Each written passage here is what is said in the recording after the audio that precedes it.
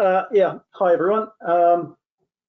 I've been stressed out all morning because I've been wondering whether I've got the guts to do what I'm going to do next. Next part of this talk is not BHP. This is my personal thing. I'm going to carry on from the quiz, and unlike the last cheapskates, I'm going to give $10 to anyone who can answer this next question. Okay, it is mining related, kind of.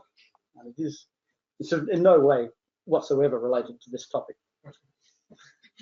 Maybe if you really stretch your imagination.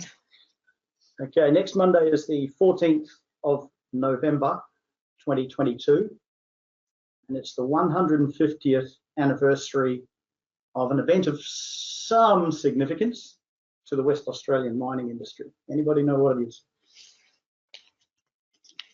Come on, you remember the stuff, cash, you used to use it. Does anybody even guess? No? Well, look, actually, I don't know what the date of the discovery of the gold in the goldfields was, so by freak coincidence, it could be correct, but I think that was in the 1880s, I think, if I remember right.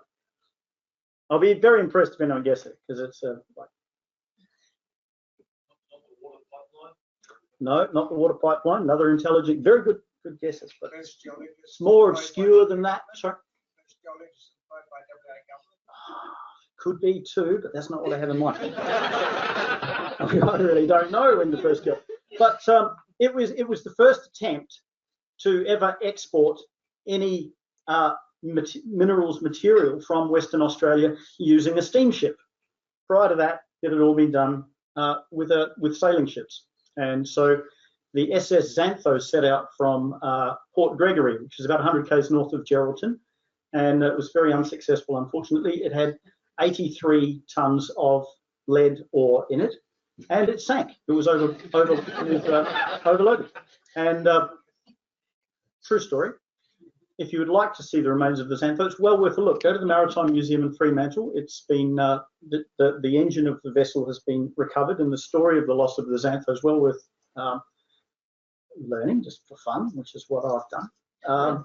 But it's food for thought, and I don't know what thought it's going to food, but you know, 83 tons was too much for a ship in those days, and yet if you look at Port Hedland and Dampier combined now, we're nearly doing 1 billion tons a year. So how things have changed. So I'm not sure what you do with that information, but there you go. It's kind of interesting, I think. Anyway, so now I put my BHP hat on and keep my $10.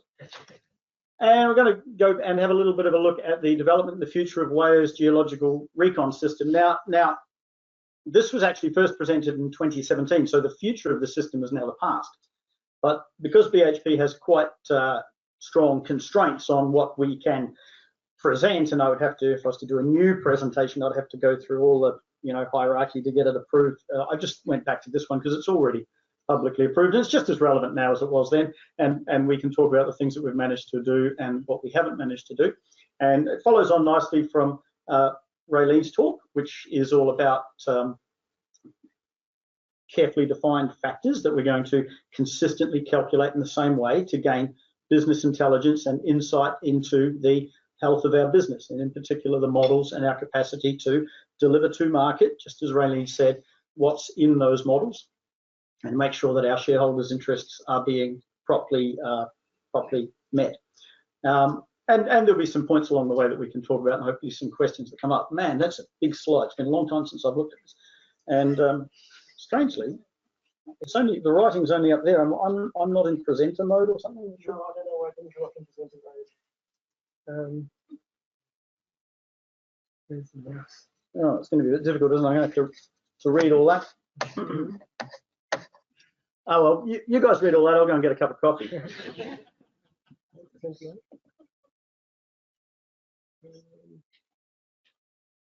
Sorry. Anyone know how to easily get this in presenter mode? Well, that's all right. I can stand out here and just speak up a bit and not use the microphone. That's all right.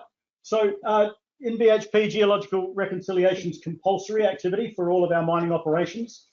And way back in 2002, an all reserves policy was published, and I believe Harry Parker was actually there at the meeting when they came up with this, and they defined 3 factors: F1, 2, and 3, essentially the same as what Raylene was talking about.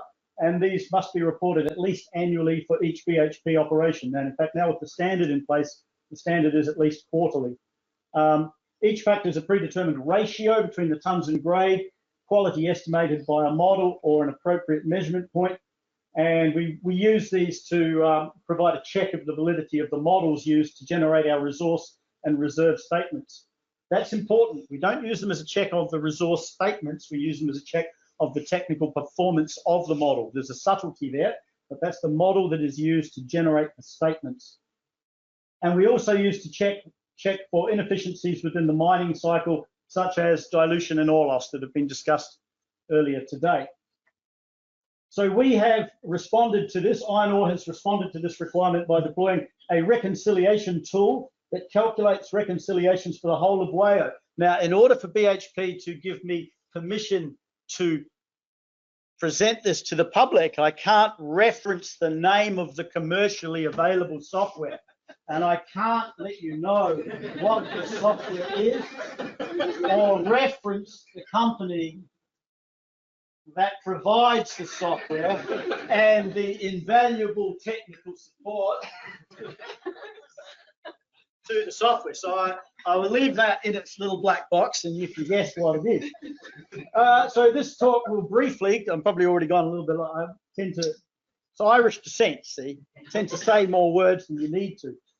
Probably gone a little bit too long already, but anyway, this talk will discuss the system's core capabilities and a number of additional capabilities that have been subsequently developed, and discuss the future of the system, things that we wanted to do in 2017, and you can laugh at all the things that we haven't managed to do and go, ooh, you've managed to do some things.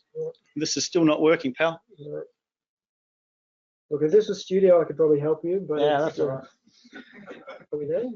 Nope. All right, let me. What's going on?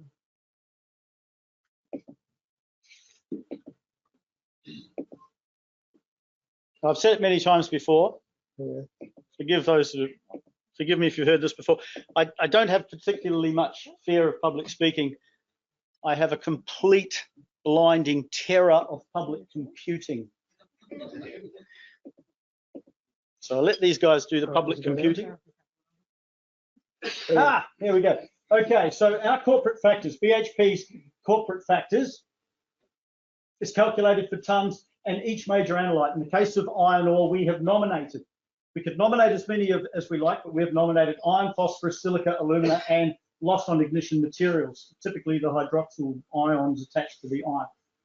Each factor is calculated given the surveyed volume mined. So given the hole in the ground that we've mined, poor Polyani's heard me say that 1,000 times, given the volume that was mined, not what was planned to be mined, that which was actually mined. Very important distinction. So F1 is a ratio of the grade control model, that is the model that actually guided the final extraction of the material, over the mining, or what we call the reserve model. F2 is then mine production over the grade control model and mining model over shipping. So these factors are all independent of compliance to plan, and they are all independent of source compliance. We can have truly dreadful compliance to plan, but excellent reconciliations. We can have excellent reconciliations and, sorry, the other way around. They're independent of one another. And here we see a schematic of our supply chain. We start with a resource estimation model. We apply our modifying factors to that, our geometallurgical factors, and areas of mineralization that are considered to be not recoverable for whatever reason. To come up with a reserve estimate. This is also it's also regularized to reflect the smallest mineable unit. Someone in here generates a mine plan that I'm not really that interested in. The grade control geologists come along and they use all the sampling and mapping skills that they can to delineate the best possible final distribution of ore in the pit that we can, and then we mine that out, and then we take the depletion from that grade control model to generate an estimated number of tonnes that have been depleted from this model. Now this generates F1, which is our measurement divided by our estimate, and that gives us an insight into the accuracy of that reserve model for tonnes and for those grades that we've nominated. We then mine that material out and send it off to stockpiles and take the changes to stockpiles into account and all the rest of it, and get an awarded tonnes and grade from the processing plant, and the ratio of that measurement over that estimate gives us our factor 2. So factor 2 is attempting to take into account or attempting to detect any inefficiencies in our delivery of that grade control model that controls extraction and our ability to deliver it to the processing plant. And then other things happen to the ore, it gets railed, it gets stockpiled, and we ship it. And then F3 is our business, is our end-to-end reconciliation. Given the hole in the ground that we've mined and the reserve estimate, how does that compare with the ore that we've actually shipped? Now, it's been a long time since I've looked at these slides, so I bet you that the next slide is just going to explain everything I've just said. Oh, no, it doesn't. Cool, fantastic. Okay, so here is a very, very simple set of results. So each site, and we have 7 sites in the Pilbara at the moment, calculates these factors every month, and we use simple standardizing factors that allow easily understood, simple standardized reporting and consistent color coding of results. Now, forgive the little happy face. I was not responsible for the happy faces. If it was me, I'm a very sensible person, I would just use colors. My children laugh at me because they say, you spend all day, every day, just drawing little happy faces, Dad. And unfortunately, there's truth in that. But nevertheless, here is the F1, F2, and F3 for one of our mining hubs. And you can see that spread of factors. You can see that our tonnes are under control. The iron is generally under control. We are shipping ever so slightly higher than what we expected. We're shipping slightly more tonnes at slightly higher grade than expected. We've got slightly less phosphorus. Our customers will be happy about that. They don't like phosphorus. Slightly higher silica. And alumina is presenting us with a challenge. And now we can break that down and we can say, well, the alumina challenge is mostly due to some sort of presumed inaccuracy in the resource model, some sort of estimation issue with regard to alumina in this case, because it's not that we can't deliver it from the grade control model to the processing plant, otherwise the F2 would be out of control. What grade control delineated is exactly what we've delivered to the plant. That's a pretty good looking set of figures, actually. Typically, I might have chosen nice green ones. But the reconciliation database that remains unnamed covers the entire asset, and it can therefore roll results up from pit to site or even right up to the company level. Now that's really, really important. A genuinely hierarchical database that goes for an individual grade control block all the way up to the entire company. It covers the entire entity of the company. And it's been deployed since 2009. So we've now got 13 years of unbroken data. It's like the eye of Sauron looking across the whole of WAIO, searching for inefficiencies. And look, here's just an indication of that. Here's a mining hub. This entire pie chart's a mining hub. It consists of 3 mine sites. Each site has its own F1, its own F2, its own F3. And you can see that in this case, it looks like there's a bit of a problem with the F1 here in this 3rd site, which is the 18.4% of the total tonnes from grade control going into that. So this might be worthy of a little bit of an investigation. Really importantly, we've developed these. This is called an error contribution chart, and there's a little bit of maths going on behind this, but essentially what this says is, if that's the result there, how did the different sublocations add up together to generate that result? So a small entity with a large error has to be then compared against a larger entity with a smaller error, and the maths does all that. And what this says is this blue site here is contributing 62% of the total error. This one's contributing 26, but the little pink one's gone in the opposite direction, pulled that number down slightly. So this is really important because it tries to weight out the relative influence of different sites, and as I say, tries to take into account the relative weighting of large entities against small entities. Powerful analytical tool. And here's what a typical set of results would look like when compared against quarters. So each site calculates these numbers each month, and as I say, we've got more than a decade's worth of data. So we can, for any one of those factors, for any one of those locations, for any of our locations in the Pilbara, we can draw line charts exactly like this very, very quickly, like in seconds, across an entire decade.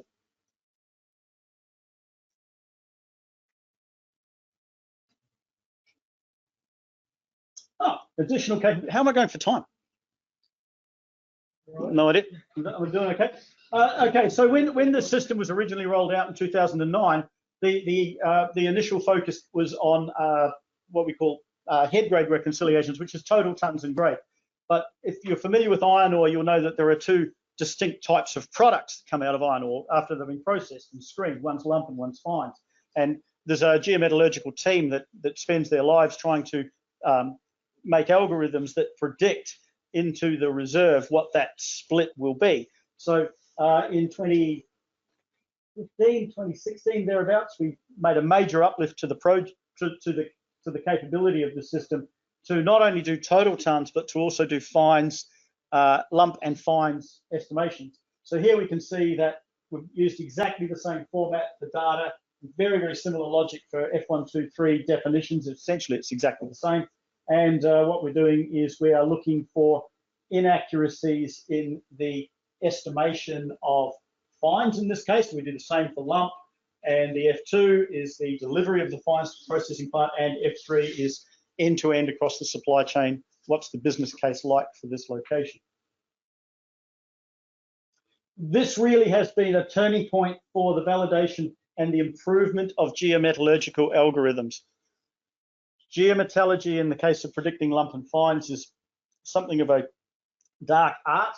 And without that feedback, telling people whether or not the algorithms were actually working, it was very, very difficult for people to work out whether or not their algorithms were correct.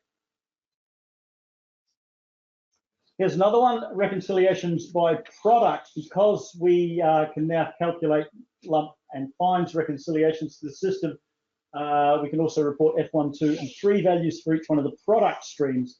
So if you're familiar with our product, or WAIO operations, we sell a lump product, a single lump product, but multiple fines products. And what we can do here is we can look at the reconciliation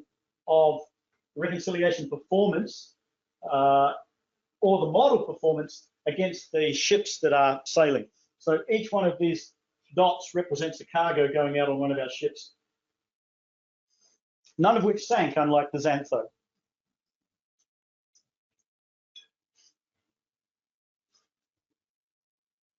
Here's one for the resource estimation team.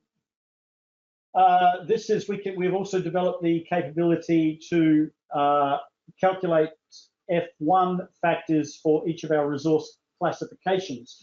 So given that we can identify within a volume what percentage of that volume was measured, indicated, inferred, and so forth, we can calculate the F1 for the measured material, the F1 for the indicated, the F1 for the inferred.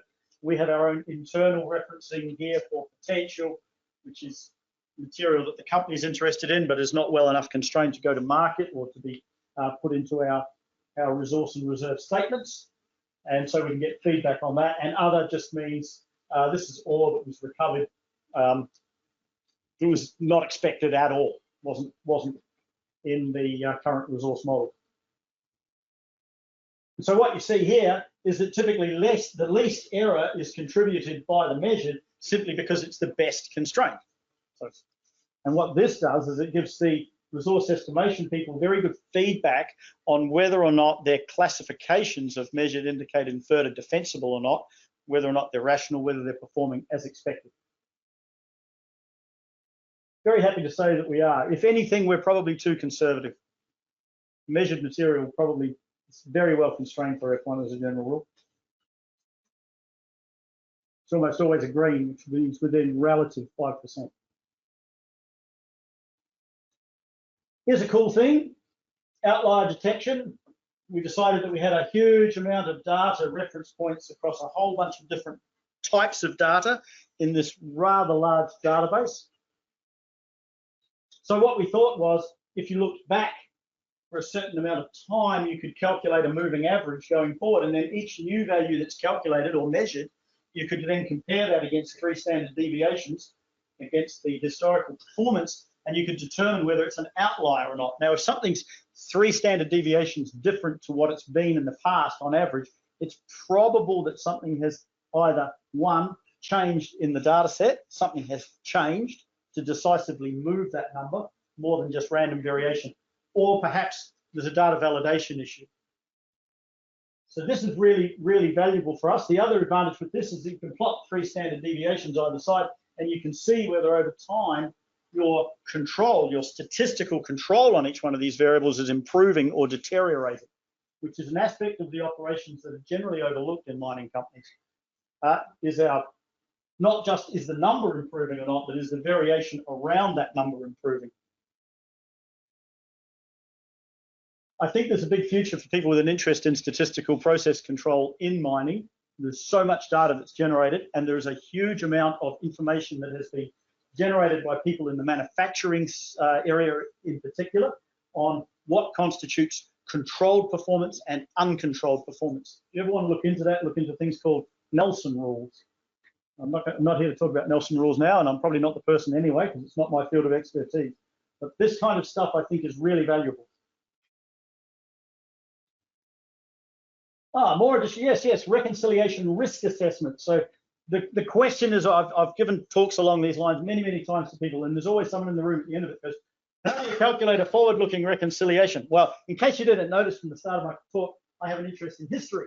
So I tend to like this job because historical look, but management doesn't interested in the history, they want to know the future. So we scratched our head and we said, well, how do we give any kind of future view from this data, given that we're comparing a measurement with an estimate? If the measurement doesn't exist, what do we do? So the thought was that the F1 is calculated off, given the hole in the ground that we've mined. So we've generated a grade control model, and we've mined, let's say, half of that grade control model, half of the material that's been grade controlled this month was mined out this month. You could calculate an F1 for the material that has not yet been mined that's in that grade control model. And at that moment, penny dropped, and so we came up with this. And what this does is it attempts to raise warnings of small grade control inventories, which is what this is, it's small grade control inventories. It looks at the resource classification of that material that you have done grade control for, but have not yet extracted. And then it looks at that forward-looking F1. So what we're saying here is we can see just by looking at this graph that here we've got a small number of tons in the inventory that's remaining. Most of those tons are indicated, and it's got a poor forward-looking F1. So there is risk here. There's more discernible risk in this pit than there is in this one. Hope that makes sense to people. That is not to say that this will be your future F1. It's just trying to highlight a discernible risk that can be found by a careful analysis of the available data. Cool. Future capabilities. Remember, I delivered this in 2017. Reconciliation by stratigraphy. We wanted to be able to calculate our F1s for different stratigraphic units across the Pilbara. Tick, we've done that. We can actually do that. So that's now in the past. Reconciliation by weathering. So across the Pilbara, we typically have hard cap, then we have transitional weathering, and then we have fresh. So what we found was in the hard cap, of course, reconciliation is really difficult for this particular commodity. So what we can do now is we can calculate an F1 for the hard cap that we've extracted compared with an F1 for the transitional material compared with an F1 for the fresh material. And then what we're starting to do there is that we're in a position now that we can quantify how much impact on the business performance this difficulty with reconciling and grade controlling in hard cap is actually having.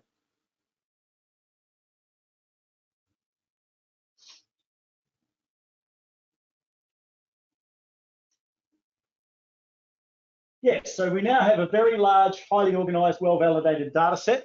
It's approximately, I can't look at anyone in this room because it might identify who's looking after the database. In the order of about 400 gigabytes, I believe. There's a whole bunch of data there.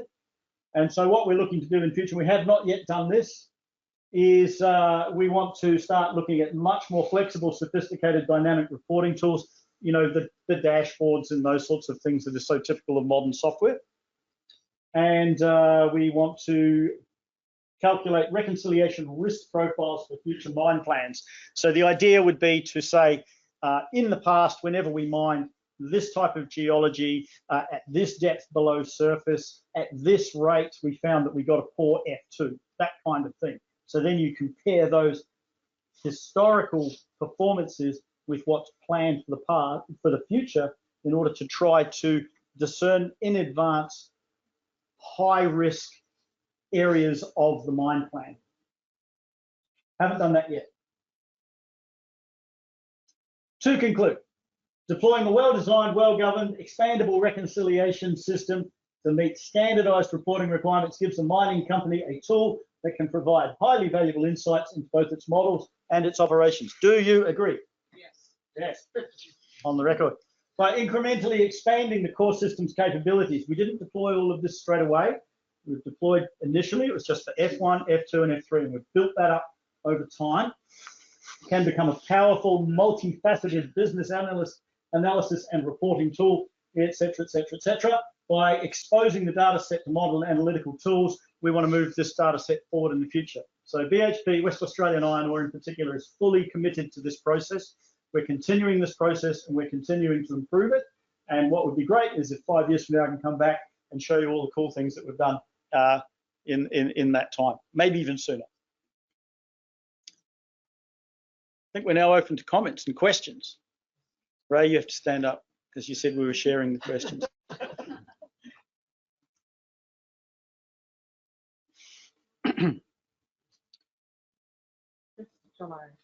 Do you think factors like this should be reported to the market? Yes, I do. I did a paper about a year ago, and it was basically from the perspective of, as a mum and dad investor, how well is a company actually mining the resource? And it is so hard to get that information, and it shouldn't be. Okay? It should be available to me as an investor in BHP. I should easily be able to go in and see how well they're mining that resource. In fact, BHP is quite good at it, so that's not so bad. But as an example, so any company, if we had some kind of standardization, some kind of reporting requirement, I think that just opens it up to anybody being able to interpret the results without actually needing to understand what's underlying it. Because if we had a standardized factoring nomenclature, so F1 is always the reserve to the mine production, then you don't need to know it. You just need to know that F1 for BHP compared to F1 for Rio Tinto, you can start to compare. Okay, and that's, I think, what's really important, and that's for any commodity, any company. Or if you have anything to add to that, you just agree.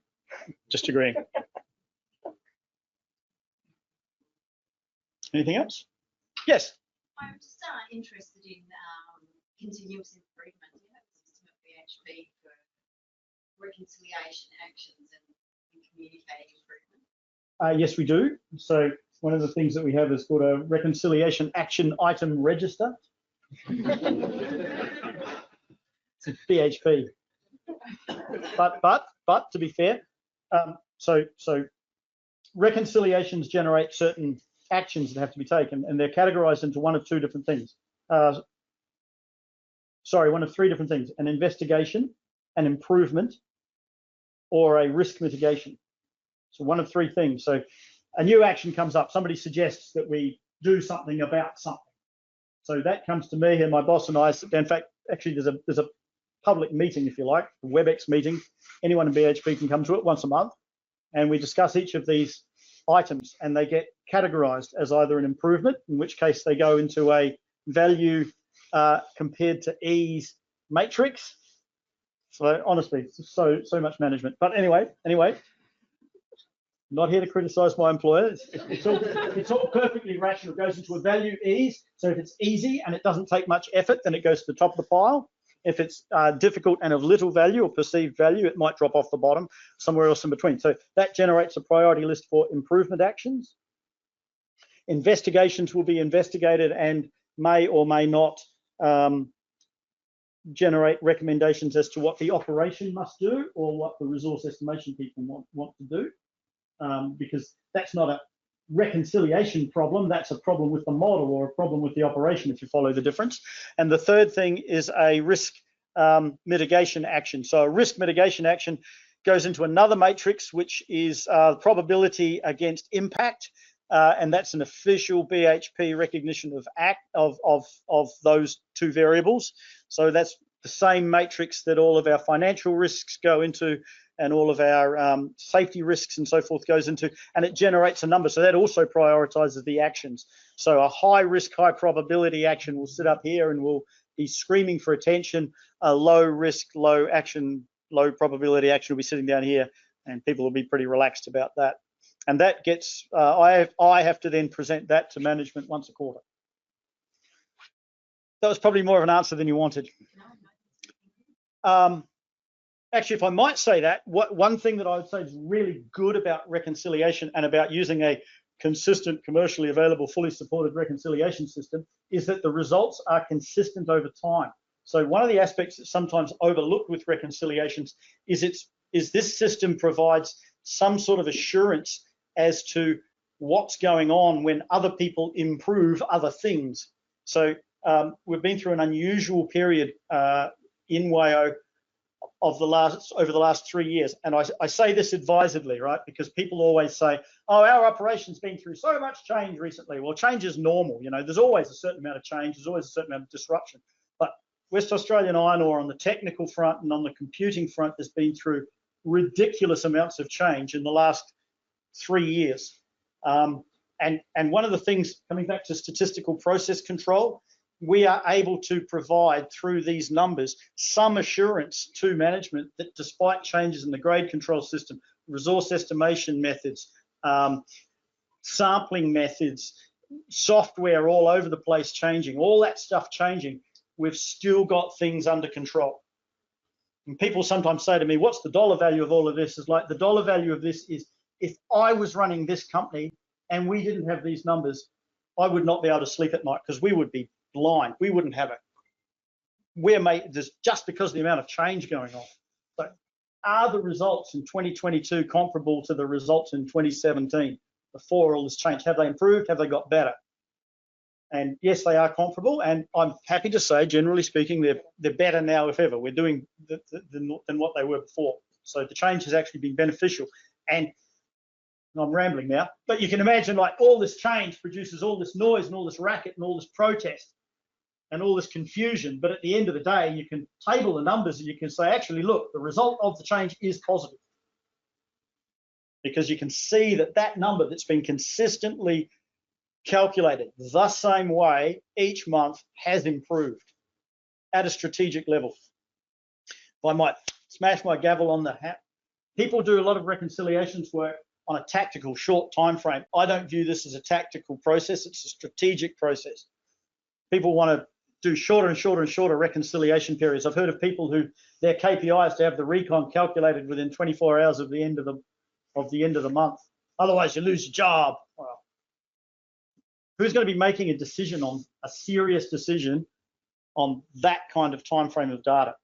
Maybe someone in the processing world might be making a decision at that kind of almost instantaneous level. That's fine, but that's not what F-Series Recons is here to support. F-Series Recons is all about the big ticket stuff that Raylene's been talking about. It's about value to the shareholder, even that ESG stuff. Sorry, I'm rambling. Once you start me on this stuff, I tend to go. And now this guy's asking, you're going to keep me going. This one's to Raylene. Yeah, this one's to Raylene. Excellent. I'm going to shut up now.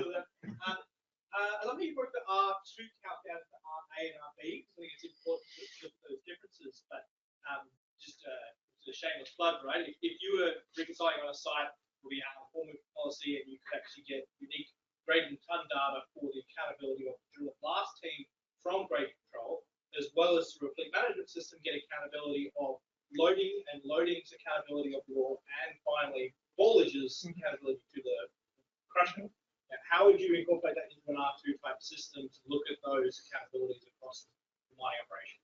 Yeah, okay, so within Reconciler, as I can say it, what we do is we actually break down that mining production. So we have a stockpiling component. Sorry, what's Reconciler? A stockpiling component where we've got material that's come from the source to a stockpile, and then we've got the source to the the stockpile to the crusher. Okay, so we do break it down in that regard.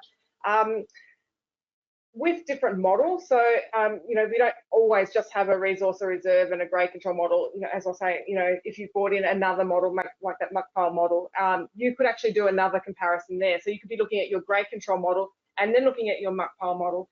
Maybe you've got another model as well. We've got clients who've got surveyed X-pit models, whatever you want to call them, a modified model.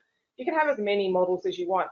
I think just the nomenclature of that R2A, it's just trying to give you an idea of that you can break it down. Don't feel like it's got to be that total number all of the time. Be looking for those little variances because they will make the difference over that longer range factor.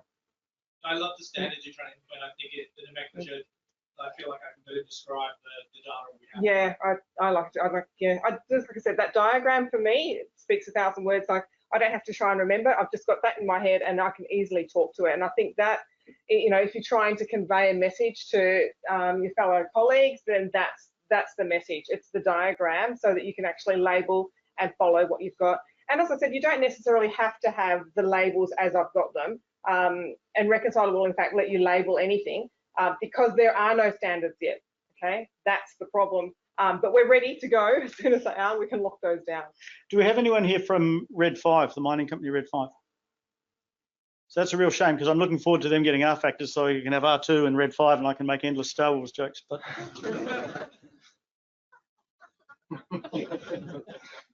anyway.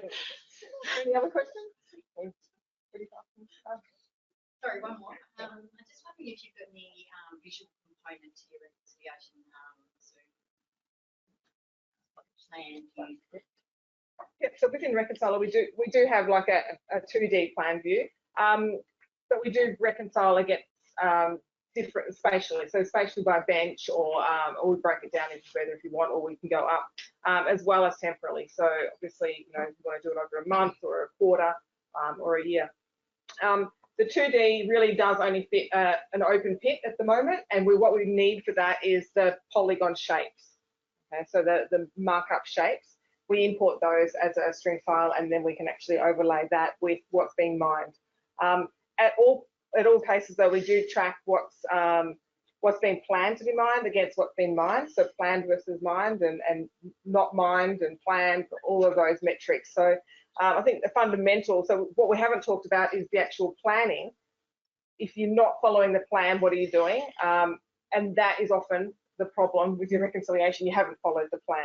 Okay, so that's something that we take all the way through Reconciler as well. Always being able to compare against a plan, and any plan. So yeah. Absolutely, and same with the models. So so we have as many model types as you want, and then the versions. Okay, so think of it as a storage for those models. Same with my plan. So you've got budgets, you've got forecasts, whatever you might have, and then we have version control on that. And you can activate different mine plans or different models for a particular period.